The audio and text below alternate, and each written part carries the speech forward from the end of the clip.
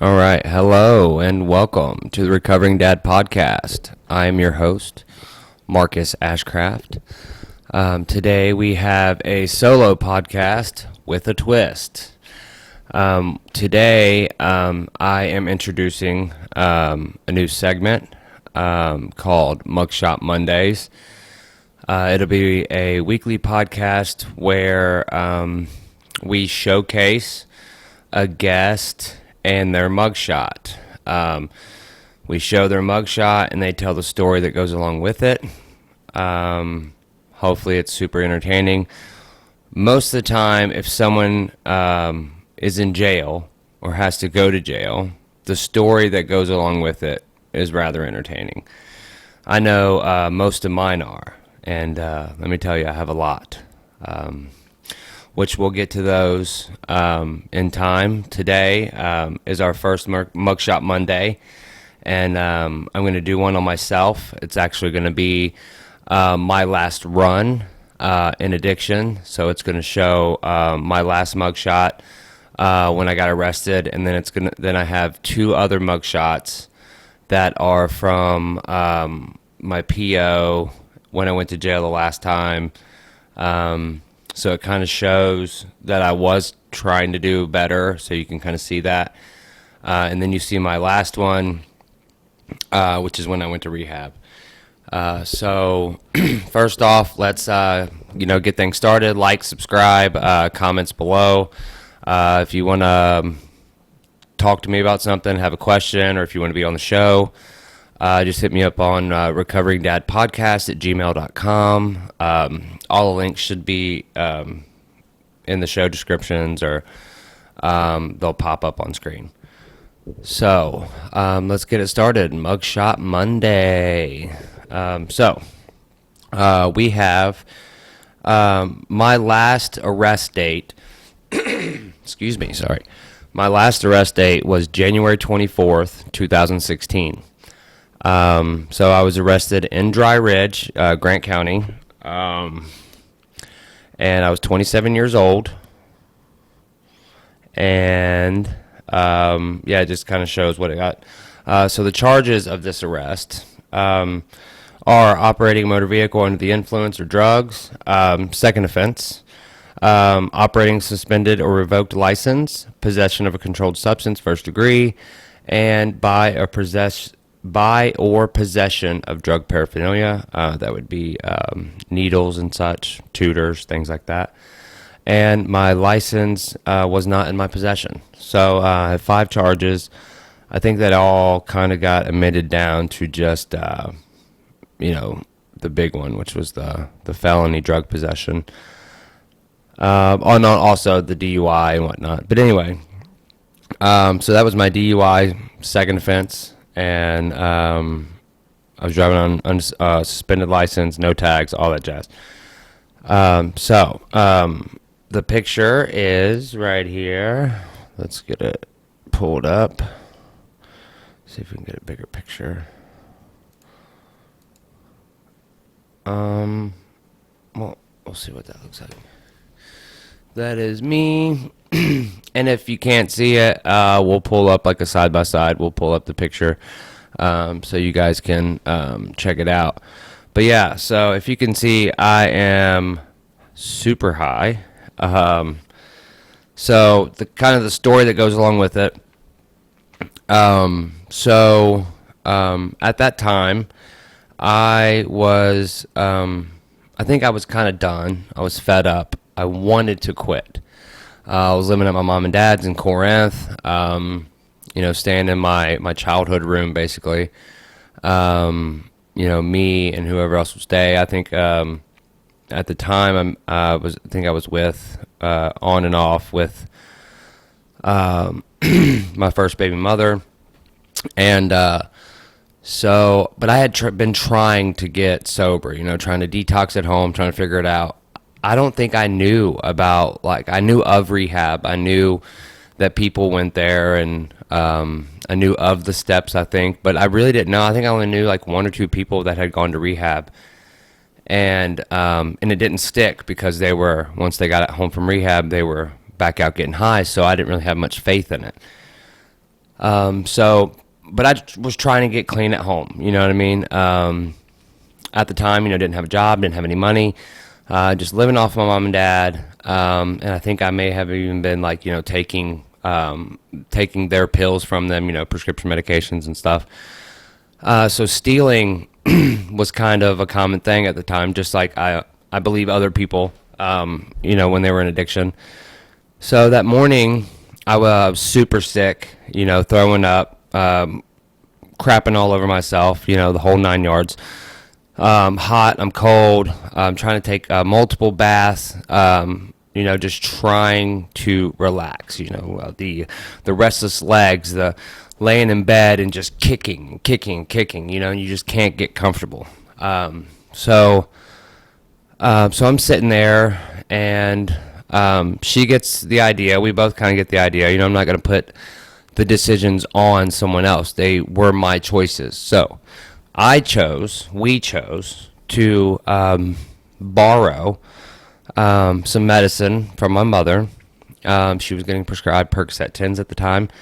And it was normal for me to get some and do them. But at the time, being on heroin, taking a couple Percocet wasn't even making me feel well. Like, it wasn't even getting me at my baseline. I was still dope sick. I was still in withdrawal, even with a handful of Percocets.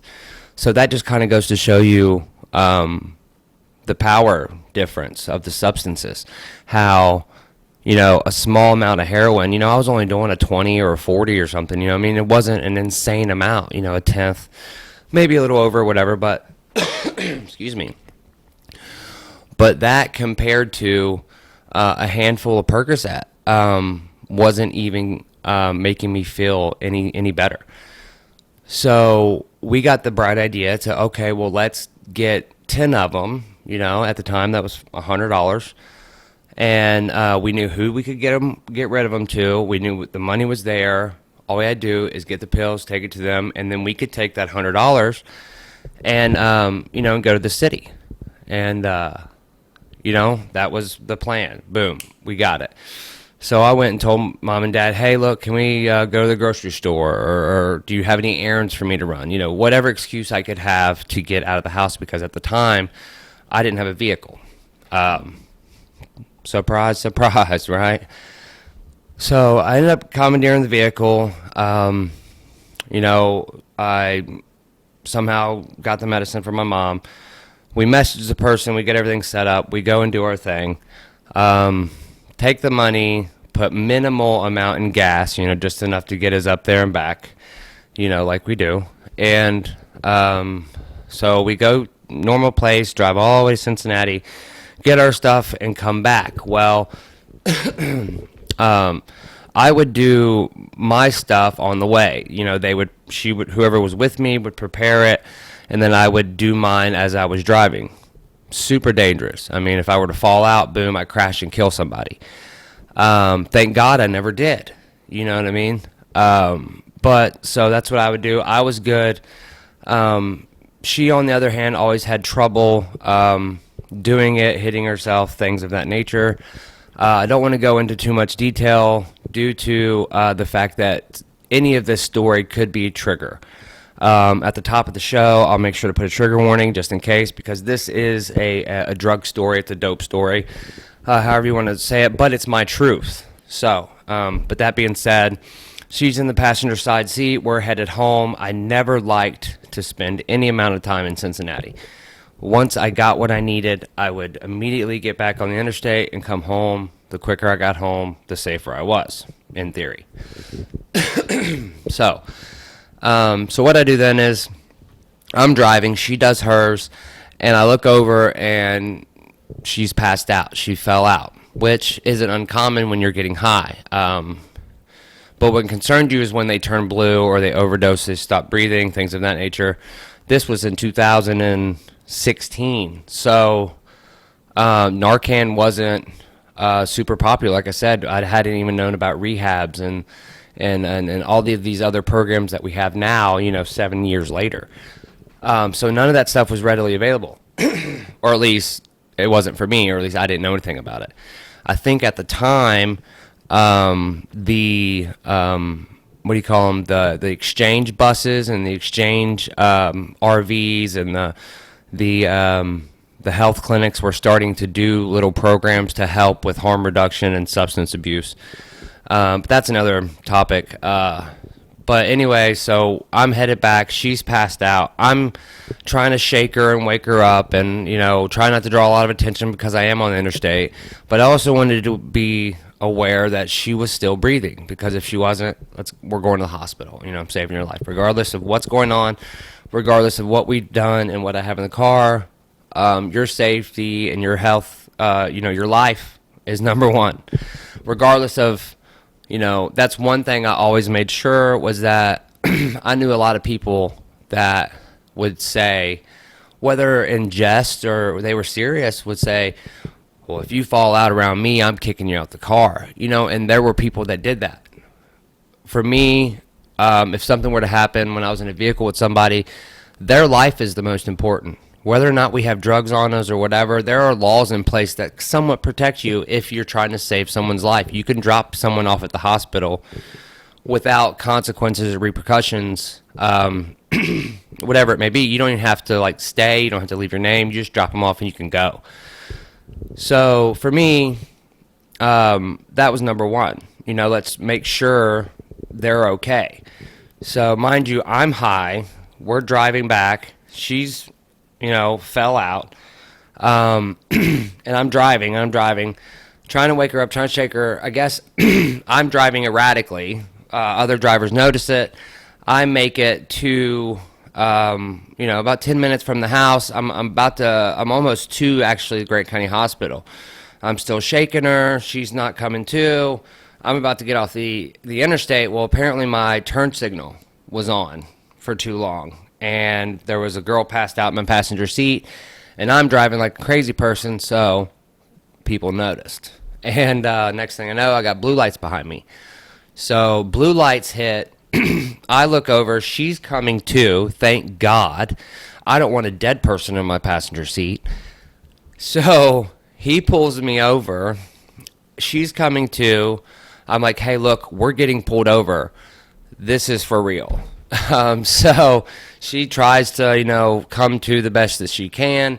I take all of the drugs. I stash everything, or so I think.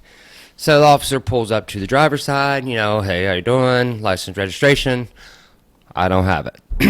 It's been expired. It was taken from me the last time I got pulled over. So boom, right off the rip, bad start. He says, do you know your license number? Yes, gave him my number, blah, blah, blah. Officer comes up on her side, asking her information. She's still half out of it, so I have to tell the officer her information. So, and then her being halfway coherent, that's a red flag, of course. That's probable cause. They pull us out of the car. They split us up. Hey, what's going on? Search the vehicle, yada, yada. So, is there anything in the car that could poke us? Is there anything in the car, there drugs or firearms or explosives? No, you're cool. So I'm thinking we're good. I'm thinking I just got everything stashed. They're not going to find nothing. He walks out and says, hey, well, whose is this? Well, inside of the car, there's this sunglasses compartment up above, with the visor. You push it, boop, out pops out a needle. Ta-da! There was a needle up there that we had taken as a precaution in case we couldn't get any more, blah, blah, blah, whatever. Anyway, they found the needle. Whose is this? I don't know, officer. Didn't know it was there. She says same thing, not mine. She looks at me, isn't that yours? Type deal. So because it was in a center location, we both said we didn't know initially.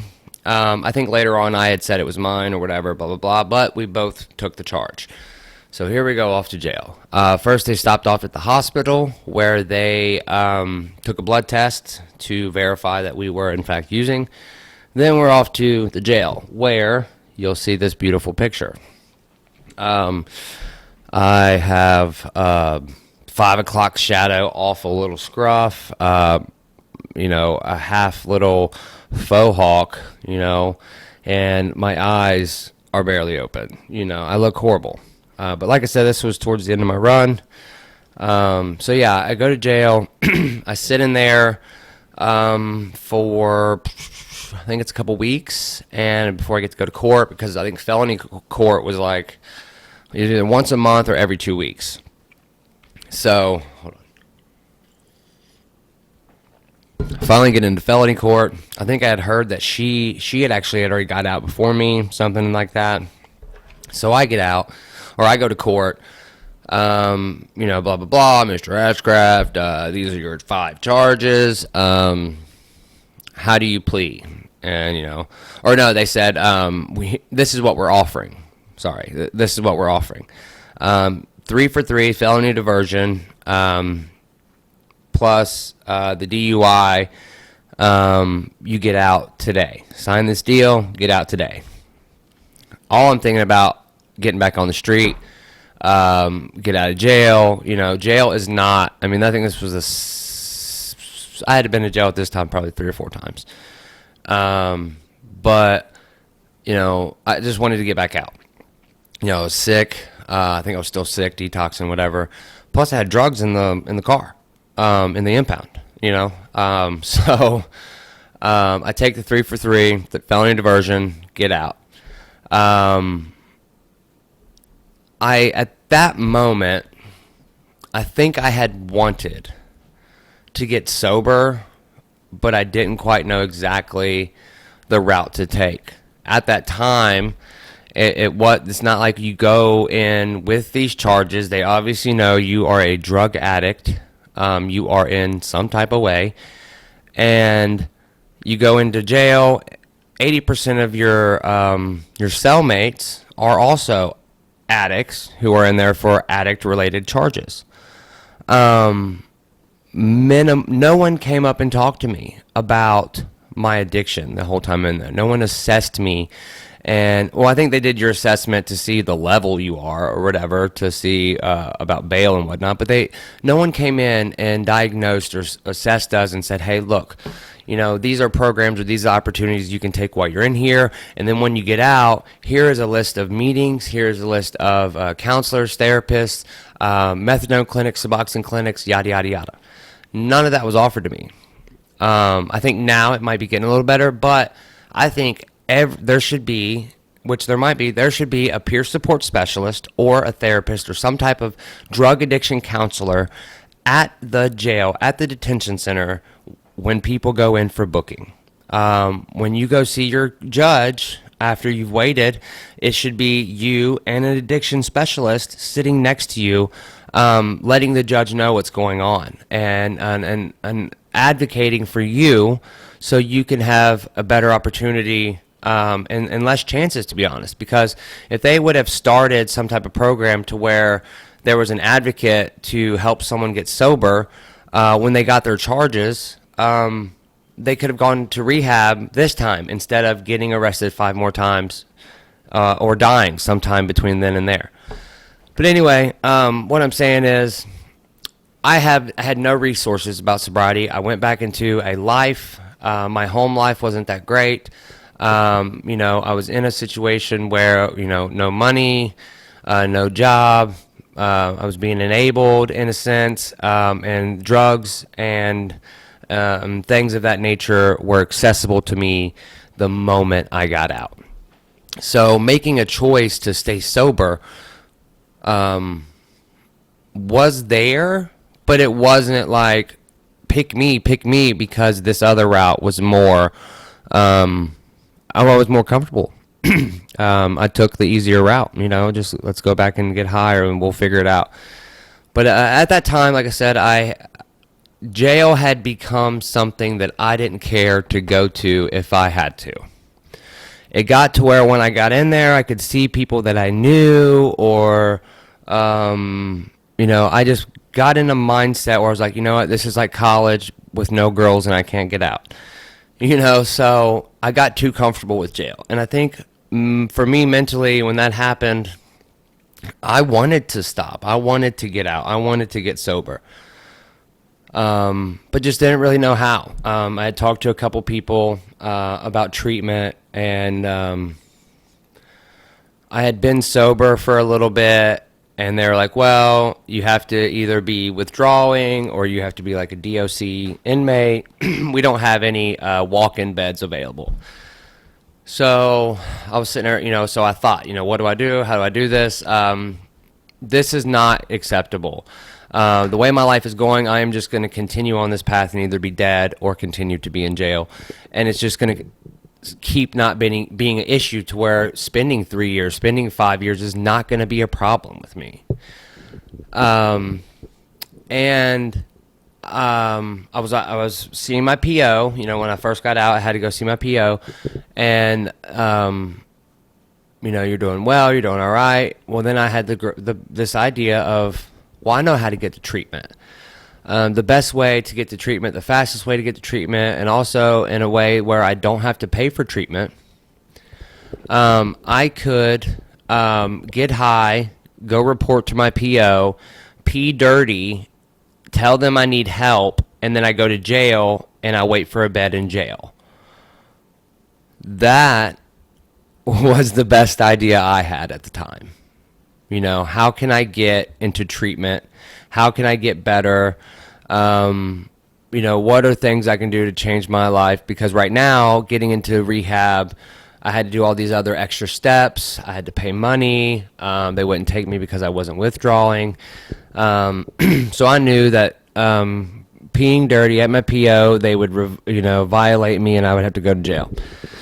So I go to my PO. I get high the day before, that day, whatever. My dad takes me to the PO. I've got, my flip-flops on, my socks, and all my whites. My dad has no idea, mind you. He just thought he was taking me to report. After the fact, I found out that, I had talked to my dad later, years later, and he said, it would have been nice if you would have just told me your plan. Because I sat out there for 3 hours thinking God knows what. And then you come out handcuffed. But anyway, hold on. We'll get to that in a second. So I show up to my PO. I walk in, sign in. I wait. I go back. I take my drug screen. I fail. Said, hey, I need help. They said, hey, we're going to get you some help, and handcuffed me. They took another picture, which I have that one available as well. I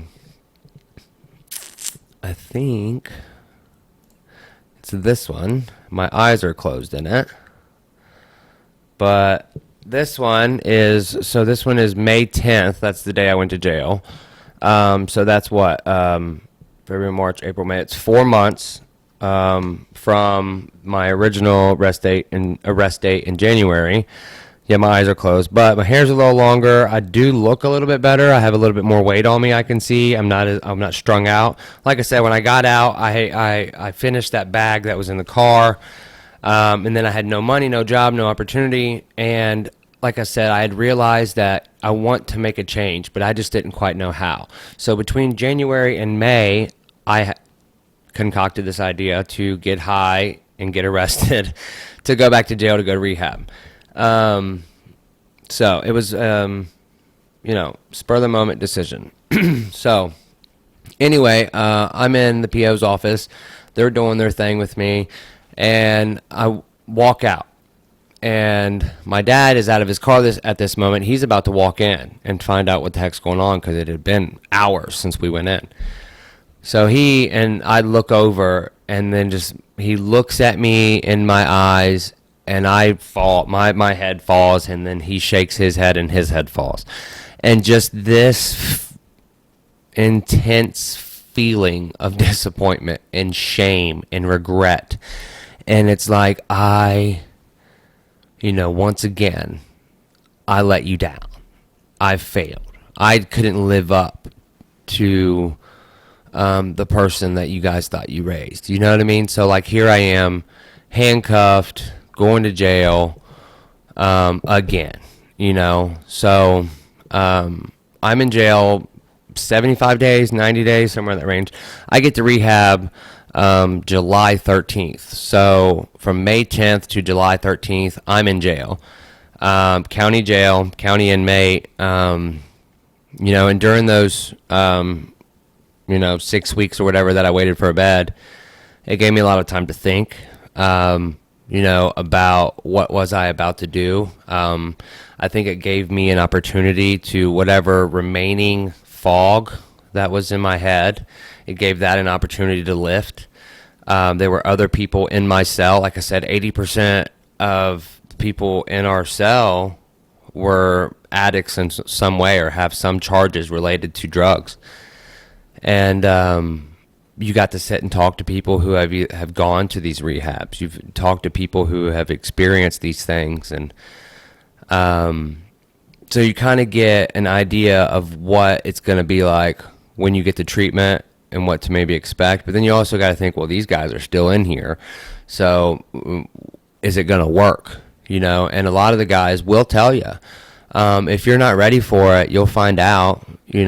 Your mind, your body, your attitude, your actions, those will show you whether or not you're ready. And I think the 6 weeks that I had in jail before treatment gave me time to think and be like, you know what, I am going to do this. I'm going to do this so I can have a future. I'm going to do this so I can get my kid back. So I can do this to have a better life for me and build a foundation. So I'm in there, like I said, 6 weeks. Finally, over the intercom, you hear Kenneth Ashcraft, get your stuff, And I find out I'm going to the healing place in Campbellsville. It's a great place. I had known a couple people that were in there with me. They said they were there. And the big thing people told me were they were like, look, just give it a chance, give it an opportunity. If you truly let yourself in and work this program, it'll work, and it's all about effort. The amount of effort you put in is it like what you get back. It's a direct result of the stuff you put into it. So they said you just go in with, an open mind and, and just be willing to do it. So my dad picks me up, takes me home, get all my stuff. We go down, get some food. It's a 3-hour drive. And on that drive, I kind of talked to my dad, and I got to see my addiction through his point of view for a little bit during the drive. We got to see, he told me a couple stories about how, there were nights when he didn't know where I was or what I was doing or when answering my phone, and he would get in the car and just drive around. One of the nights I got arrested, he said, because I had been arrested and they'd take my phone and all my possessions, they didn't know where I was, so and I couldn't call them. I think my phone call or whatever, somehow I didn't remember the number, couldn't reach them, something along those lines. But anyway, he drove around all night, just looking in ditches, parking and walking around, calling all the hospitals, calling all the jails, calling all, everywhere he could think of between our house and Cincinnati. And it kind of put it in perspective of like that you're not just hurting yourself. You're also causing other people all this pain and suffering by the things that you choose to do. Which was a great thing to hear and to see and to feel on my way to treatment, because I was going to use that as a fuel in a way to help my recovery. So I get into treatment and scared to death, no idea what to expect or what to do or what's going to happen, and it was a great it was a great opportunity. It was a great place. The healing place in Campbellsville helped save my life. I got in there, I worked the steps, I worked the program, I met a bunch of awesome people that I still, talk to today. There are a few people that I was in the program with and 12-step with that did go back out and chose to go back out and lost their life. But that also shows what else could have happened if I finished treatment, didn't take it serious, and continued to make positive steps in my life. I could have easily done the year. I got there July 13th. I came home the weekend of July 4th the following year.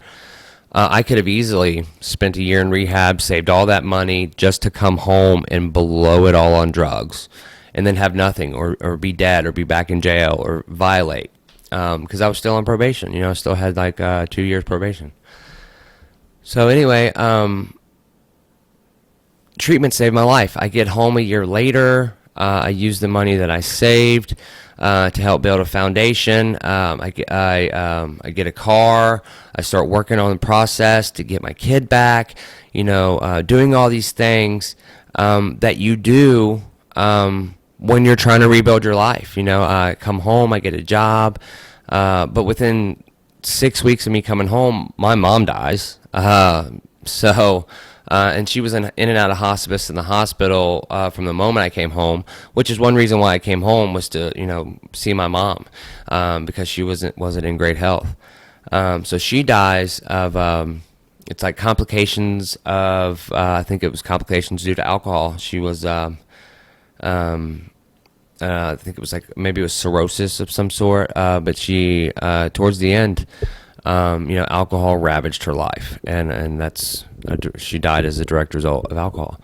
But I come home and I still don't use because my mother passes. I used the things that I learned in the program, and the people I surround myself with. I use those things so I wouldn't get high. I would talk to people.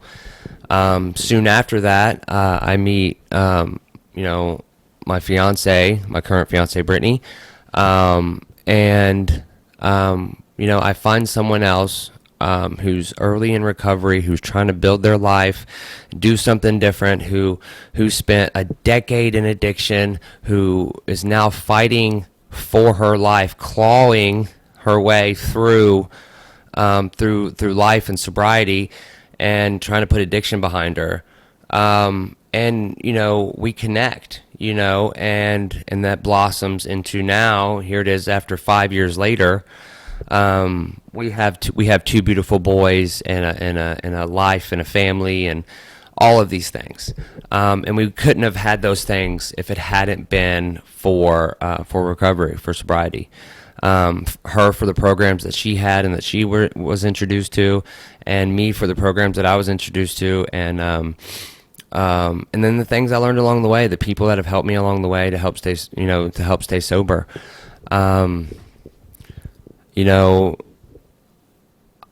was in a crazy place, for a long time, and to be where I'm at now, and to have all this clarity, and to be able to wake up every day and play with my kids and do all these fun things that life offers. I couldn't be more thankful for finding recovery. And I hope everybody who's out there struggling finds recovery. It's never too late to find sobriety, to find recovery, to find a group of people who care whether or not you die. These people, once you get introduced to them, they're lifelong friends. They're going to be people who are going to bug you when you stop showing up, when you stop communicating, when you stop, when they see things that change in your life, even if you don't see them. These are people that are willing to reach out and help you and be there for you. And especially at times when you have nobody, especially in addiction, you've burnt every bridge, and then you're trying to build yourself back up. You need as many as people as you can on your side. And the recovery community is huge. It's a vast program with many different categories and subcategories, and all walks of life have been touched by addiction. And once you are exposed to that, an entire another a dimension of the world is revealed to you. It's cool. But yeah, so that's my story. Those are my mugshots. At any point in time, I'm gonna insert the mugshots when they pop up. All the places where they need to be. If you liked this story, if you like this Mugshot Monday, give it a like, give it a subscribe, comment below. Let me know what you think. I have plans to release the rest of my mugshots. I think maybe on maybe behind a paywall, maybe like on Patreon or something. But for now, we have this one, and I'm hoping here in the near future we're going to have some guests on, and not only will we have their story, but we will also do a companion Mugshot Monday. And if they were to have multiple mugshots, we do one, for free, and then we do one, on Patreon or behind a paywall. But that's what's coming in the future. Just keep a lookout for more episodes. Keep a lookout for, I'm going to try to put out little solo segments on Fridays. We got Mugshot Mondays, and then as soon as I get some guests on, we're going to try to get those rolling, drop them on Wednesdays. So if you guys keep listening, keep supporting, I'll keep trying to put out good content to you guys. And if you all want to be involved in any way, shape, or form, just hit me up on any platform, any social media. Hit me up on recoverydadpodcast@gmail.com, or just post a comment. Thank you so much. Thanks for listening. Once again, all recovery is recovery. This is Recovering Dad, Marcus Ashcraft.